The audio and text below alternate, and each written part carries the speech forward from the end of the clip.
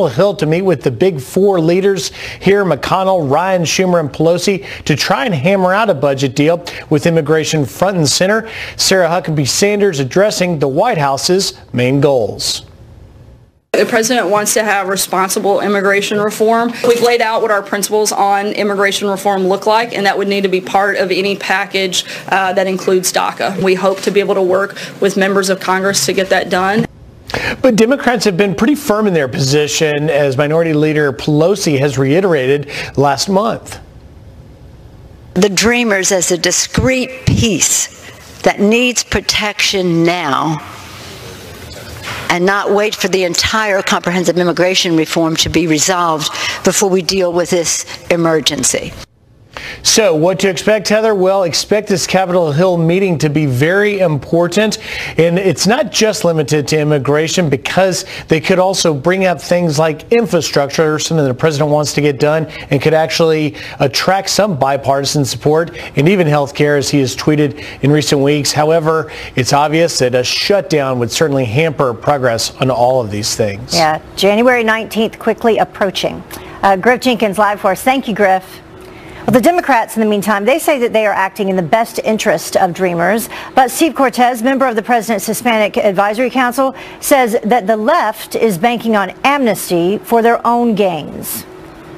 Legal immigrants go through a difficult, long process to become American citizens. So they are the most cheated when we allow and tolerate illegal immigration. But to your point, too, of, what's the motive here? Why does the left want so many illegal immigrants? Why do they want amnesty? Let's just be honest about it.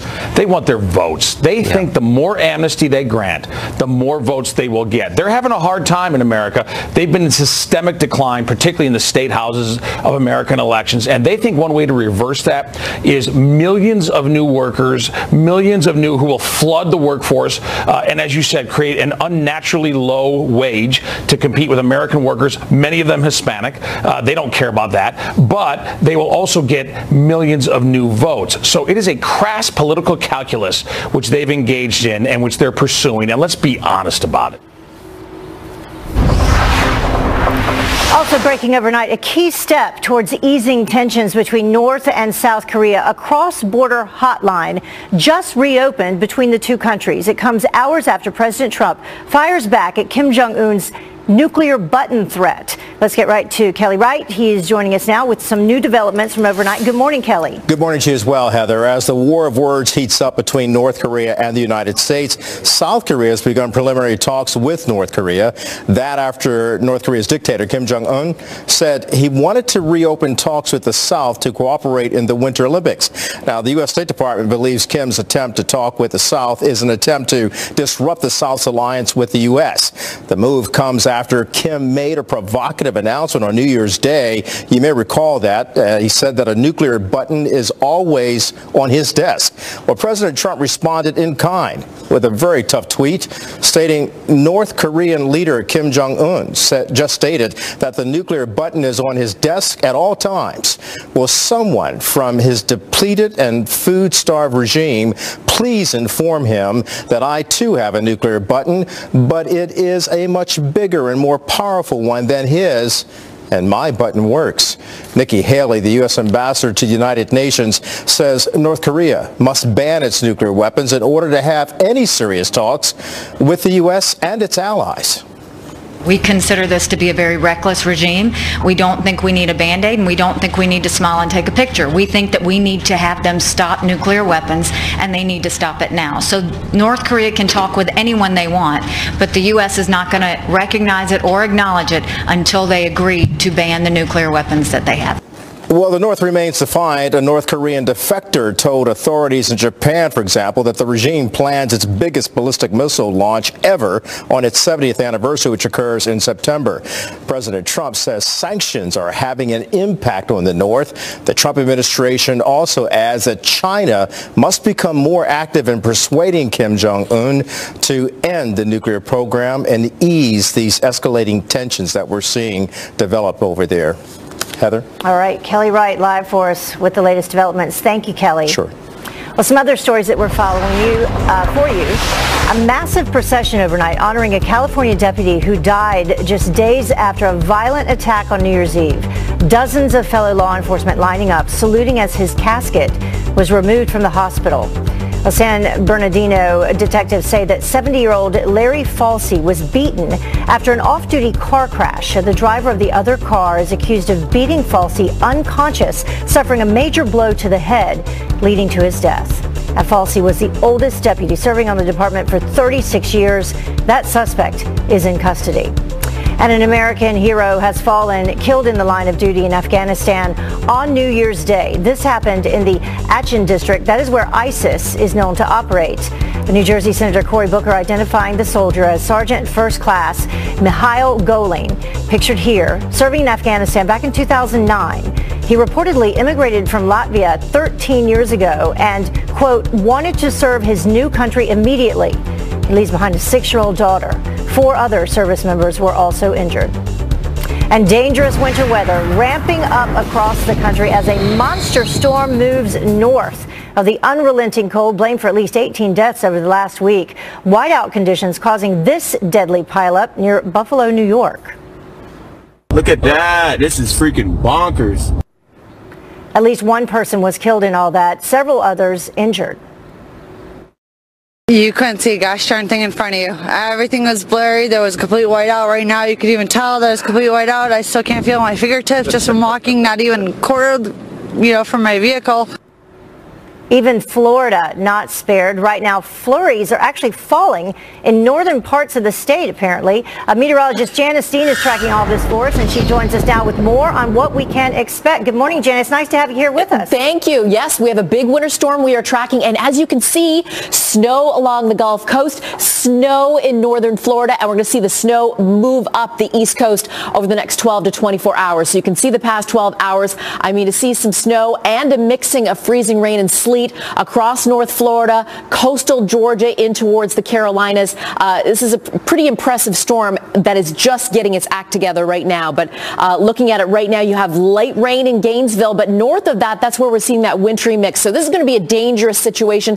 They don't have this kind of weather a lot in northern Florida. So people are urged to, stay off the roadway, stay indoors. And a lot of kids are not going to school today. Now let's take a look at it. This is the GFS model. This is a really hard one to forecast as we go through the next 12 to 24 hours because it comes so close to the coastline. That's why folks all along the East Coast need to monitor the progress of the storm. Listen to your local officials, of course. Here's the future radar, and as we go further out in time, certainly snow along the coast up towards the mid-Atlantic. How much snow will we get in the big cities?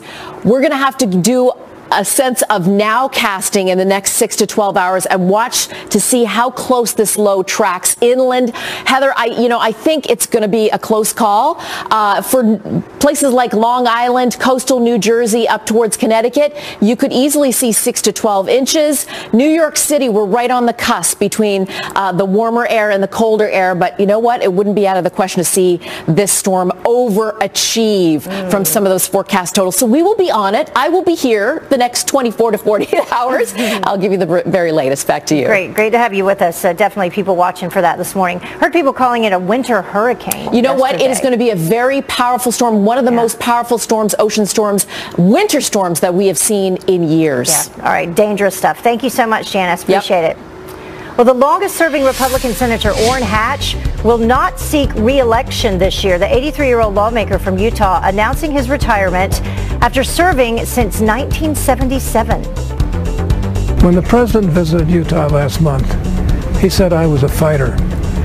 But every good fighter knows when to hang up the gloves. President Trump congratulating Senator Hatch on Twitter, calling his career incredible, writing this, quote, "He has been a tremendous supporter and I will never forget the beyond kind statements that he has made about me as president. He is my friend and he will be greatly missed in the U.S. Senate." The announcement clearing the way possibly for Mitt Romney to return to the national stage by running for the soon-to-be vacant seat.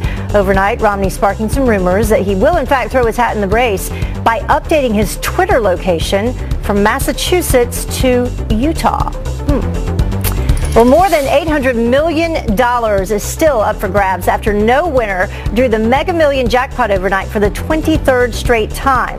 The prize now surging to $418 million, and your next chance to win is Friday. But tonight's Powerball drawing is valued at $440 million. The combined total of $858 million between the two games is the biggest in history. So possibly join in on that. Well, the time now is about 12 minutes until the top of the hour. And a Fox News alert for you. We are in your home. A man claiming to be an ISIS terrorist posts selfies outside a major New York City tourist attraction. The chilling new call for lone wolf attacks. And more protesters hurt and killed overnight in Iran as the Trump administration calls on the rest of the world to stand up and take notice.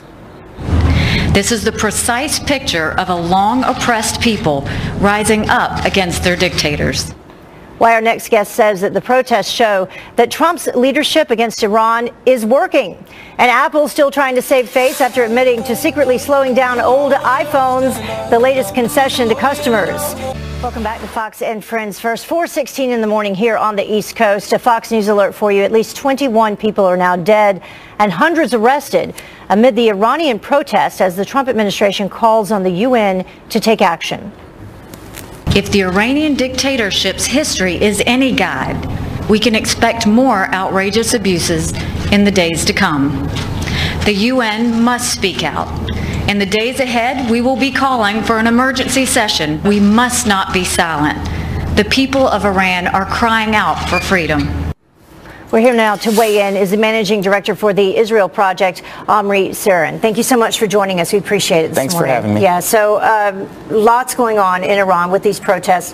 President Trump tweeting his opinion on it, but you say, and as we were just discussing that he also needs to act. Yeah, you know, the president has been very clear that his support and his administration's support for the protesters isn't going to be rhetorical. It's not, they are going to do something. And there's this weird debate developing right now where everyone is approving of the president's statements but telling him to stay out, or his critics are telling him to stay out.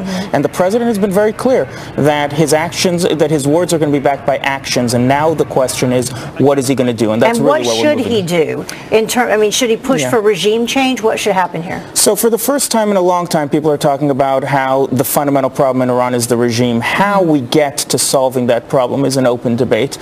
One of the things that's a no-brainer is the regime is using its resources to shoot people in the streets, and the United States has enormous leverage to cut off those resources. We know where the IRGC gets their money. They get it from the Central Bank of Iran. We know where the Supreme Leader gets his money. He gets it from his business empire. We should sanction those. Well, and some of that money and some of those sanctions that were lifted came from us. That's exactly right. So we used to have very, very harsh sanctions on the Central Bank of Iran.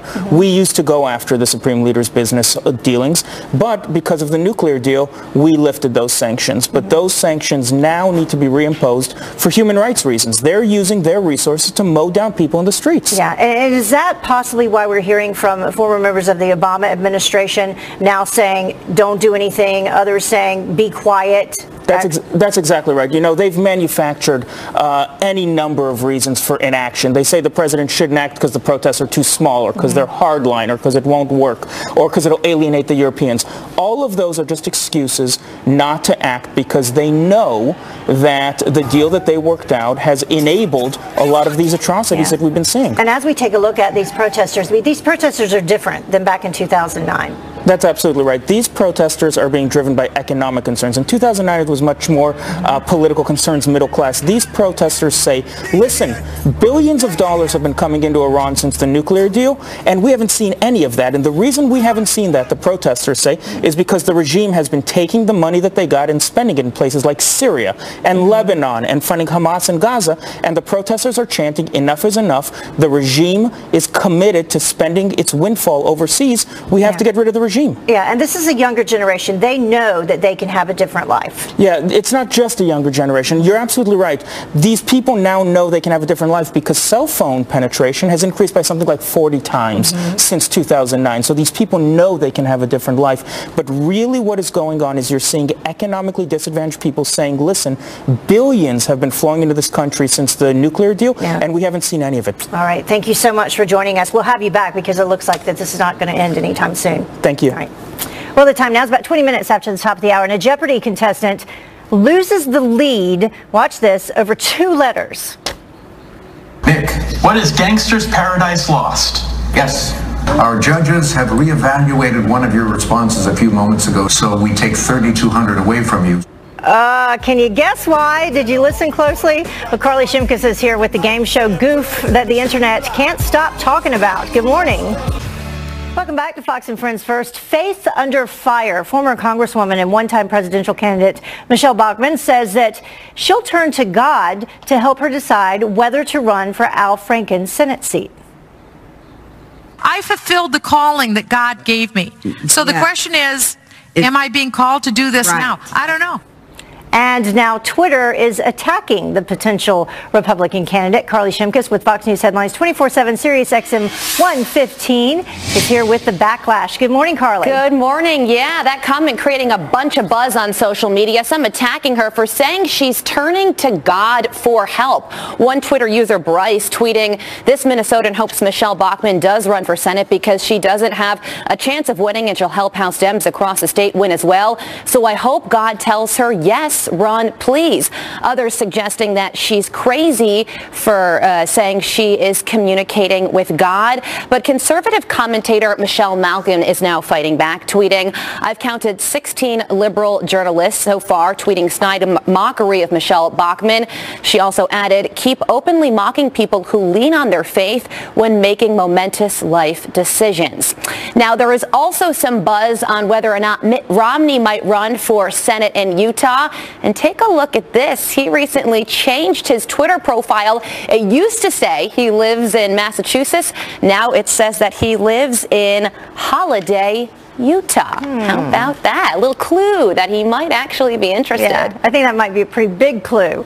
Well, speaking of clues, this Jeopardy contestant lost a lot of money because of 2 letters. That's right. He pronounced the word gangsta apparently incorrectly. Take a listen to this. What is Gangster's Paradise Lost? Yes. Our judges have reevaluated one of your responses a few moments ago, Nick.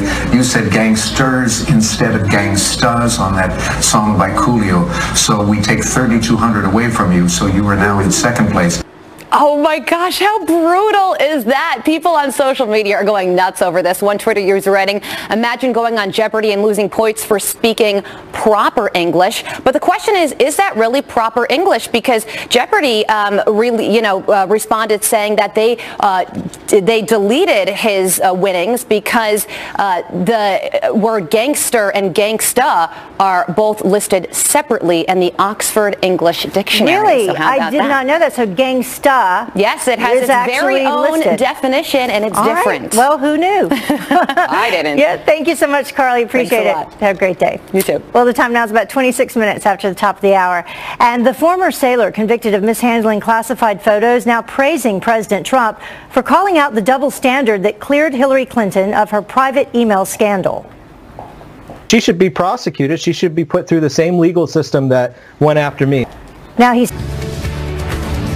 I think he needs to send a clear message to the DOJ under the Obama administration, and he needs to send the same message to Hillary Clinton. The former Navy sailor jailed for taking a picture inside a submarine, applauding President Trump for calling out a blatant double standard. This comes after Hillary Clinton's top aide failed to follow security protocols. Todd Pyro here now with some fresh calls for a full investigation. Good morning, Todd. Good morning, Heather. One of those calls coming from the president. Yesterday in a tweet, President Trump wrote, quote, "Crooked Hillary Clinton's top aide, Huma Abedin, has been accused of disregarding basic security protocols. She put classified passwords into the hands of foreign agents. Remember sailor's picture on submarine? Jail. Deep State Justice Department must finally act also on Comey and others," end quote. That sailor is Christian Saucier, who served a year in federal prison for taking photos of classified areas inside a nuclear submarine, photos taken simply to share his excitement for his new job with his family. On the story, Saucier said the felony conviction, along with a dishonorable discharge and loss of veteran benefits, have made it difficult to support his family. But he says the president's tweet renews hope for a pardon, and it calls out what he labels a double standard, a prosecution in his low-level case compared with no prosecution in the mishandling of high-level information by Hillary Clinton and Huma Abedin. It's very difficult for me watching as, this very same FBI that was supposedly, protecting us from people that, mishandle classified information. Well, that's what they said was my case, that they needed to set an example. Well, why aren't they setting an example of this egregious violation that Hillary Clinton and Huma Abedin and Cheryl Mills did? They had top secret SCI, which is the highest level. I had confidential pictures, which, I'm not trying to minimize what I did. I made a mistake, and that's why I took responsibility. It just so happened that my case was fortuitous for them to prosecute so that they could take the heat off Hillary Clinton. On Friday, the State Department released some classified emails from Abedin's account on a laptop belonging to her estranged husband, Anthony Weiner. Heather? All right, Todd Pyro, we're going to have much more on this coming up a little bit later. Thank you. Thank you. Well, now to another Fox News alert. We are in your home. An ISIS terrorist posting this chilling selfie in front of New York City's Met Museum. Now, the disgusting picture comes after the terror group called for more lone wolf-style knife, bomb, and pressure cooker attacks. The NYPD now beefing up security on some of the busiest streets in the world, installing barriers like this in the city packed with millions of tourists. The plan follows 2 deadly vehicle attacks in Manhattan last year. Well, President Trump's pick to run ICE is calling for a major crackdown on so-called sanctuary cities. Well, the Golden State refuses to help the feds crack down on illegal immigration, and Thomas Homan telling Neil Cavuto that California will see a surge of agents to keep people safe.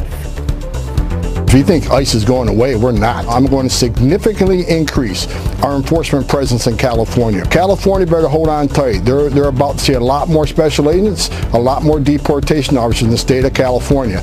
If the politicians in California don't want to protect their communities, then ICE will.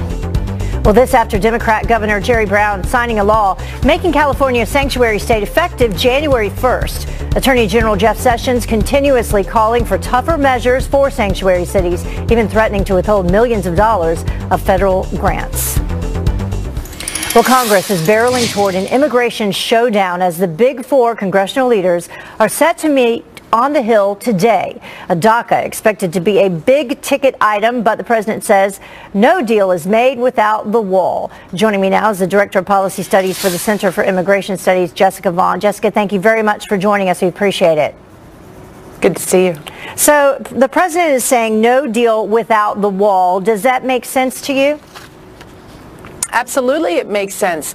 We know that every time an amnesty has even been discussed by Congress, it provokes more illegal immigration. There are so many problems in our immigration system that need to be fixed before Congress should pass an amnesty, that items like the wall, more interior enforcement, chain migration, and the visa lottery, and addressing sanctuaries all have to be part of a package if Congress is going to talk about and enact an amnesty for the people who have DACA. Yeah, and there are about 800,000 of those, right? That's right. That's right. Although some of the congressional proposals actually would offer an amnesty to perhaps as many as 2 million people. Really, the core group that is at issue here are those who were given work permits under the Obama administration under the DACA program. And that's about 700,000 people right now. We have this tweet from President Trump where he said that Dreamers will soon like Republicans better. He said that Democrats are doing nothing for DACA, just interested in politics. DACA activists and Hispanics will go hard against Dems, will start falling in love with Republicans and their president. We are about results. So do you see that happening? I mean, Democrats have said they're willing to shut down the government over this. Well, yeah, I think we're going to find out just how important this is to the Democrats, that if they actually want to pass some kind of amnesty for people with DACA, they're going to have to also pass some offsetting provisions that the president and that congressional Republicans understand need to see happen, and that includes trimming back chain migration, ending the visa lottery, and improving interior enforcement and border security through the wall. That this amnesty simply is not going to be acceptable to the president or to voters without those offsetting provisions. And it's not just deal making. These provisions are necessary to mitigate the effects of an amnesty, both the cost that we know is going to be enormous for taxpayers, but also to prevent more illegal immigration and to offset the chain migration that, without changes, is definitely going to happen if an amnesty is We've provided. seen the result of the chain migration, and the numbers, when you take a look at that, is just staggering. Jessica, thank you so much for joining us this morning, and I would encourage everyone to actually post it online, an entire report that you would put together on all of this. This is your area of expertise, and we really appreciate you being able to join us this morning. Thanks so much for having me. Thank you. Well, the time now is about 20 minutes until the top of the hour. Should Huma Abedin go to jail for allowing government secrets to fall into foreign hands? Judicial Watch President Tom Fitton joins us live with some new evidence that he says will infuriate Americans. And timing is everything, the new diet that says, eat whatever you want. Well, President Trump taking to Twitter to slam Hillary Clinton's top aide, Huma Abedin, for forwarding sensitive information to her Yahoo account. The Daily Caller reporter who broke the story, Luke Rosiak, explaining to Fox and Friends First the severity of the problem. When she first came on board on this new job, they sent her passwords, all the government systems. The first thing she does is turn around and email it to her Yahoo account. In 2012, it's well known that Yahoo has these issues. It's all over the news on a particular date that it's been hacked. 5 days later, she's sending classified information about Syria to Yahoo. So, should the DOJ step in and investigate? Here now to weigh in is Judicial Watch President Tom Fitton. Tom, thank you very much for joining us. And we should say, if it wasn't for Judicial Watch, actually, none of this would be happening. So you're actually responsible for this story breaking and people knowing about it. Yeah, well, it required a lot of litigation by our attorneys and such, and it's been 2 years just trying to get the records that were released last week by the State Department. Remember, the FBI found these records last year, and they're only releasing them now. And so there's classified information in these emails, which is against the law. That's right. You're not allowed to take classified information out of government systems or out of unsecure systems, and this is what happened with the Clinton email system that was set up. Abedin testified last year to Judicial Watch. It was Hillary Clinton's idea to set the system up. Abedin was the only other State Department official, as far as we know, who had an email account on this system, and she was sending material, both she and Hillary Clinton, that was classified, and receiving that material as well. And it turns out you had classified material also on Abedin's husband's laptop at the time, the infamous Anthony Weiner. This just cries out for a criminal investigation. The fact that Comey and the rest of the FBI there, presumably Peter Strzok was there, the anti-Trumper FBI special counter intel person,